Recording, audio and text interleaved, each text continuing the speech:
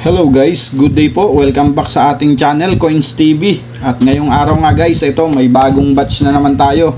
At nakahiram na tayo ng barya sa aking kapatid. So tignan natin dito at meron daw bonus tong ating barya ngayon. So tignan natin kung magkano to guys. 2, 4, 6, 8, 1,000 500, so 1,700 to guys. So ang ano dito guys, yung galing sa kapatid ko, ano lang to, 113. So nagpapalit lang ulit tayo dyan sa katabi natin. At ito yung sinasabi niyang bonus. So naibayad lang daw sa kanya to guys, nasama sa piso. So bago tayo mag coin hunting guys, so alamin muna natin kung magkano to, baka naka-jackpot tayo dito. So ito ay 1982p. So ayun po yung mint mark niya, P. So tignan natin guys sa ating source, ang End.Numista, kung magkano ba yung kanyang collector's value. So ito ay $1/4. So ayan, tignan natin. At syempre pupunta tayo sa ating source, ang End.Numista. So ayan, at pupunta lang tayo sa ating kaibigan at magse-search tayo dyan guys. At search muna natin. So ayun na. At ayan na nga. So tignan natin kung magkano ang collector's value nito. So ayan, 1982. Letter D naman ang nakalagay dito. So may tatlong variation kasi to guys. 1998 pala yung sample. Kung di ako nagkakamali, may tatlong variation tong 1982 na $1/4. So ang alam ko S yung dapat nating makita dito sa 1982. So tignan natin guys. So ito ay ang composition. Ayan, copper nickel glad copper. So ayan po yung kanyang composition. At may bigat na 5.67 grams, diameter na 24.26 mm, thickness 1.75 mm, technique milled, coin alignment, reference number. So ayan po yung kanyang features guys. So wala namang ganong special dito sa kanyang composition. At tignan natin yung kanyang collector's value kung magkano. So ayan ang kanyang obverse, ang reverse eagle. So ito ang reverse guys. Ito ang eagle wings. So ayan. So punta na tayo sa 1982. So tignan natin, 1966, 68, 70. Ang alam ko may tatlong variation tong 1982 na to 81, 82. So ayan, eto tayo guys sa 1982. So ayan, meron nga tatlo, 1982D, 1982P at saka 1982S.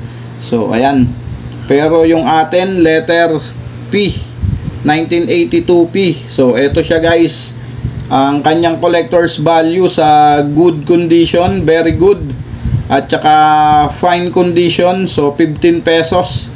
Same lang silang tatlo. At sa very fine naman 16 pesos. Sa extra fine 22 pesos. At sa AU condition 22 pesos. At sa uncirculated condition, ayan, 170 pesos. At meron siyang frequency na 14%. At masasabi nating ito ay common lang. So maging itong 1982D guys. So ayan, i-update na natin lahat. Ang collector's value naman ito sa good at very good condition, 14 pesos. So same lang silang dalawa. At saka sa very fine at saka sa fine condition, so 16 pesos. At sa extra fine at AU condition 37 pesos. So same lang din silang dalawa. at sa uncirculated ay 270 pesos.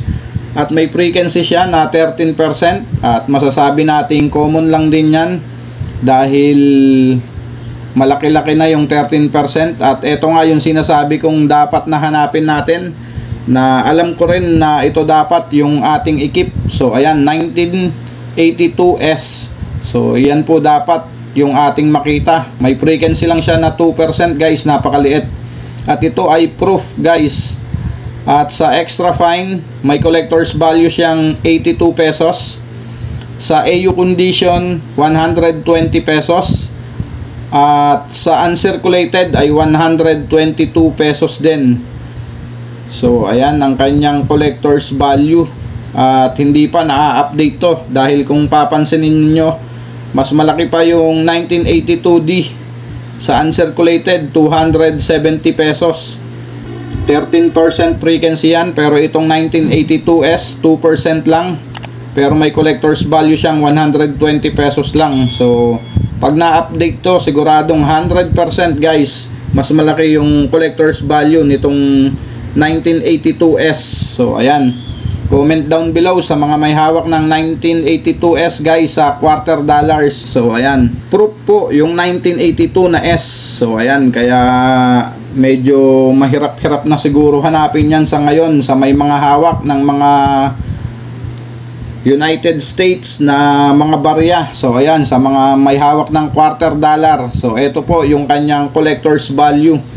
At dapat ang i-keep natin yung 1982S kumpara dito sa dalawang 1982D at saka 1982P. So ayan, at masasabi natin dito sa naibayad sa aking kapatid na hindi na rin maganda yung kanyang kondisyon guys. So ayan naibayad lang daw, nasama sa mga tigpipiso. So nakita lang niya nung binalot niya yung ating baryang hiniram. So ayan guys, ang collector's value nitong 1982P na Liberty $quarter. So sa mga may hawak dyan at gusto nyong malaman yung collector's value guys, so comment down below kung meron kayong ganito na barya na gusto nyong malaman yung value. At gagawan din natin ng video yan para sa inyo guys. At ito ay masasabi nating common, kaya ilalagay natin to dun sa mga common na barya na lagayan natin. So ayan, at kung hindi ka pa po nakasubscribe sa ating channel guys, so pasuyo na po ng subscribe button dyan at yung notification bell, wag mo pong kakalimutan para updated ka po sa mga coin hunting series natin at coin update na ginagawa din natin dito sa ating channel. At ito nga yung ating in-update ngayon na 1982P. At susunod, ito, magko-coin hunting na tayo guys. So medyo konti yung ating barya ngayon. Sana makakuha tayo dito ng error na nakuha rin natin ng mga nakakaraan. At syempre yung mga hard to find na hinahanap natin. So ayan lamang guys, maraming salamat po. Paki-like and share ng ating video. Keep safe always and God bless.